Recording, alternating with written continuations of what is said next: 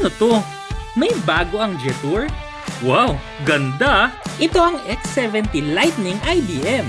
Lakas ng dating sa kalsada at napakadali imaneho dahil may adaptive cruise control. No need to use the pedals na, sarap! IBM din to kaya dual motor. May electric at may gas motor. Kaya matindi ang performance at matindi sa tipid kahit matraffic. 7.7 seconds ang 0 to 100 kilometers per hour. Komportable at high-tech.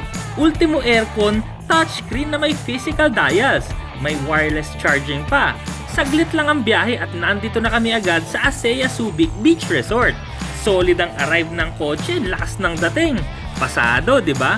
Bagay sa garahe mo to. Ang interior may dalawang kulay pa.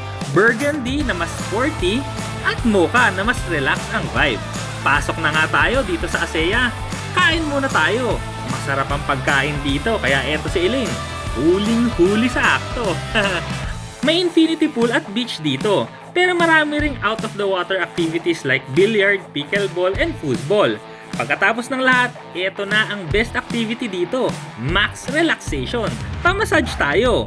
Buo na ang bakasyon. Sarap dito sa Asea Subic Beach Resort. Babalik ulit kami dito. Tara!